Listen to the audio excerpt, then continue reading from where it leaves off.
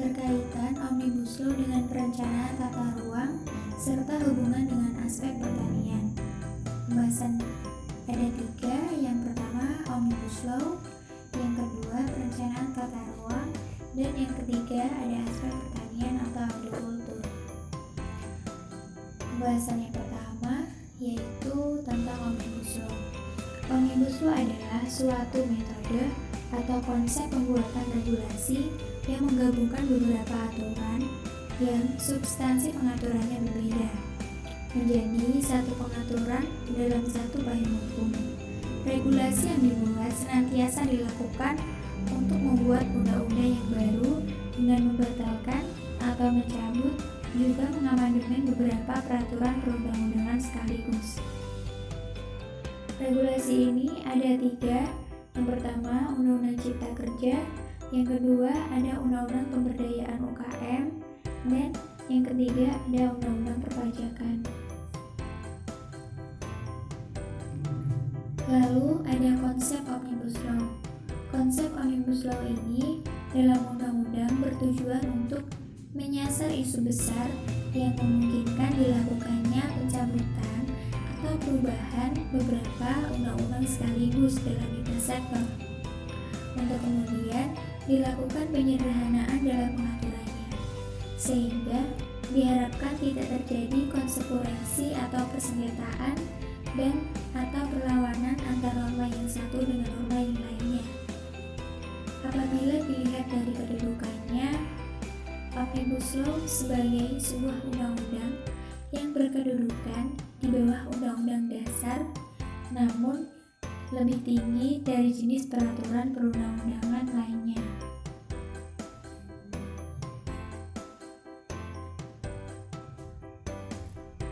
Ada latar belakang pembuatan Omnibus Law. Latar belakang pembuatan Omnibus Law karena terlalu banyak regulasi yang dibuat, yang kemudian menimbulkan persoalan tersendiri seperti tumpang tindih regulasi.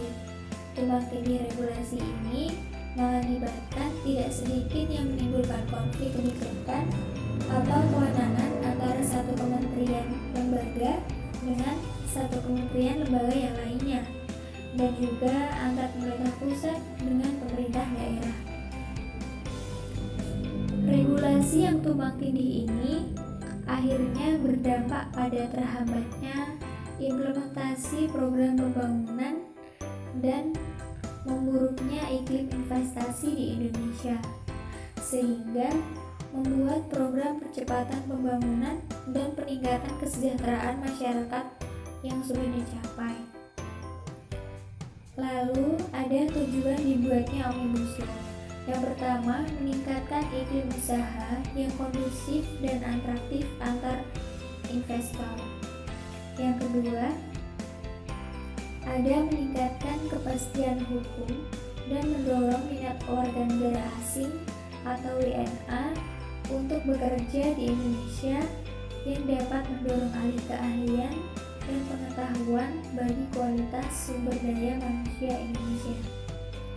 Yang terakhir, menghilangkan ego sektoral yang terkandung dalam berbagai peraturan perundang-undangan. Setelah itu, ada manfaat dari dibuatnya Omnibus Law. Yang pertama, menghilangkan tumpang tindih antar peraturan perundang-undangan, adanya penyeragaman kebijakan pusat dan daerah dalam menunjang iklim investasi. Yang kedua, efisiensi program perubahan, pencabutan peraturan perundang-undangan yang diyakini akan menghemat energi pemerintah baik dari sisi administrasi dan juga politik dalam pembahasan dengan parlemen. Yang ketiga, menghilangkan ego sektoral yang terkandung dalam berbagai peraturan perundang-undangan. Lalu, pembahasan yang kedua tentang perencanaan tata ruang. Perencanaan tata ruang. Perencanaan tata ruang adalah suatu proses untuk menentukan struktur ruang dan pola ruang yang meliputi penyusunan dan penetapan rencana tata ruang. Perencanaan tata ruang dilakukan untuk menghasilkan rencana umum tata ruang dan rencana rinci tata ruang. Rencana umum tata ruang ini disusun berdasarkan pendekatan wilayah administratif dengan muatan substansi yang mencakup perencanaan struktur ruang dan rencana pola ruang. Rencana rinci tata ruang disusun berdasarkan pendekatan wilayah strategis kawasan atau kegiatan kawasan dengan muatan substansi yang dapat mencakup hingga penetapan blok dan subblok peruntukan. Penyusunan rencana rinci tersebut dimaksudkan sebagai operasionalisasi rencana umum tata ruang dan sebagai dasar penetapan peraturan zonasi. Tata ruang sekarang jika mengacu pada Omnibus Law bahwa perencanaan tata ruang lingkungan hidup harus didasarkan pada daya dukung dan daya tampung lingkungan. Tanpa itu, rencana tata ruang tidak sesuai dengan Undang-Undang Tata Ruang, yang artinya ketika itu dilegalkan, maka sangat mudah dipatahkan karena tidak ada analisis daya dukung dan daya tampung yang ada. Melalui perubahan sistem Omnibus Law tersebut, diharapkan bisa mendorong pertumbuhan investasi di Indonesia. Tapi sebetulnya pengaruh perkembangan investasi tidak hanya persoalan kecepatan waktu pengurusan perizinan, tetapi juga dukungan-dukungan yang lain seperti infrastruktur dan seterusnya. Kalau berbicara tentang dampak ketika Omnibus Law diterapkan, hal yang paling berpotensi menjadi masalah adalah dampak dari lingkungan. Yang ketiga, ada aspek pertanian atau agriculture. Pertanian pada hakikatnya merupakan kegiatan pengelola sumber daya alam hayati sehingga tetap harus memperhatikan aspek keberlanjutan dan kelestarian fungsi lingkungan hidup. Untuk mempertegas prinsip keberlanjutan tersebut, telah diberlakukan Undang-Undang Nomor 22 Tahun 2019 tentang Sistem Budidaya Pertanian Berkelanjutan. Undang-undang tersebut didasari oleh pemikiran bahwa sistem pembangunan berkelanjutan perlu ditumbuh kembangkan dalam pembangunan di bidang pertanian, dengan memperhatikan antara lain daya dukung dan ekosistem.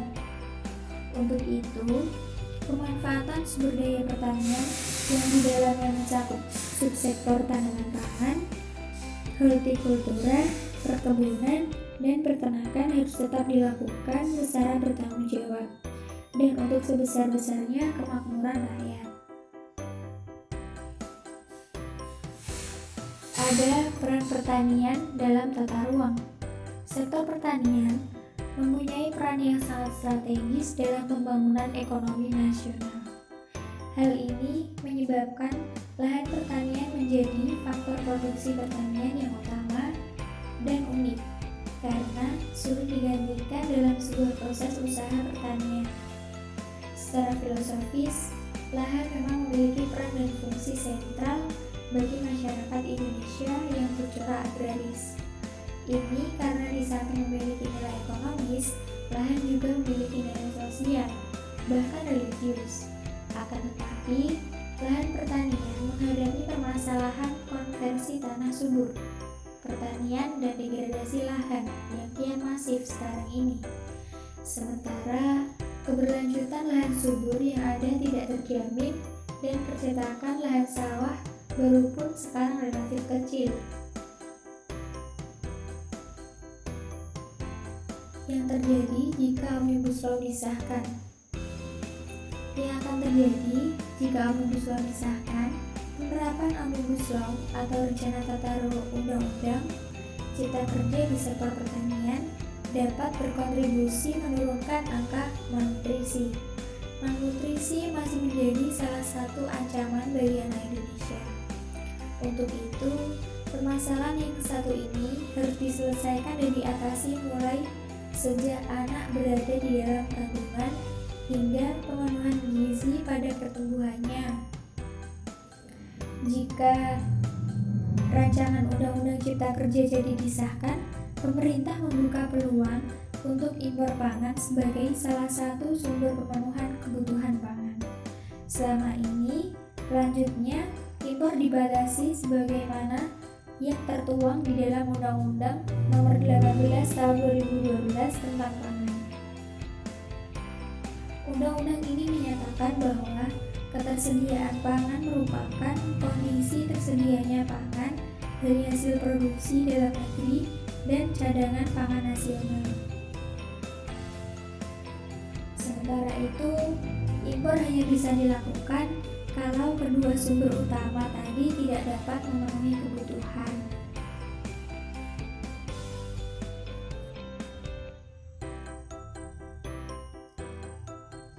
Dalam rancangan Undang-Undang Cipta Kerja, konsep ini diubah sehingga impor menjadi salah satu sumber ketersediaan pangan. Pasal 14 di Undang-Undang Pangan pun diubah sehingga sumber penyediaan pangan berasal dari produksi pangan di dalam negeri, cadangan pangan nasional, dan impor pangan. Selaras dengan ini, Undang-Undang 19 Tahun 2013 tentang perlindungan dan pemberdayaan petani pun diubah hingga pasal 30 yang dulunya melarang orang untuk mengimpor jadi komoditas pertanian dalam negeri dianggap sudah cukup.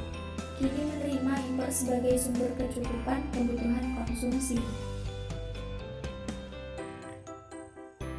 Dari 3 pembahasan yang dibahas tadi, kesimpulannya, tata ruang rencana sekarang jika mengacu pada Omnibus Law bahwa perencanaan tata ruang lingkungan hidup harus didasarkan pada daya dukung dan daya tampung lingkungan. Tanpa itu, rencana tata ruang tidak sesuai dengan Undang-Undang Tata Ruang, yang artinya ketika itu dilegalkan maka sangat mudah dipatahkan karena tidak ada analisis daya dukung dan daya tampung. Berdasarkan data relevansi data survei 2019, angka di Indonesia mencapai 27,67%, sementara itu sebanyak 22 juta orang Indonesia masih menderita kelaparan kronis. Sulitnya memenuhi kebutuhan pangan semakin mengkhawatirkan jika mempertimbangkan populasi Indonesia diprediksi akan mencapai 319 juta orang pada tahun 2045. Salah satu faktor yang tidak terpenuhinya kebutuhan pangan dan nutrisi Indonesia selama ini karena harga pangan di Indonesia masih tergolong mahal. Kebijakan di sektor pertanian yang kini cenderung proteksionis berkontribusi pada mahalnya harga pangan. Terima kasih, mungkin itu saja yang dapat saya sampaikan. Kurang lebihnya mohon maaf.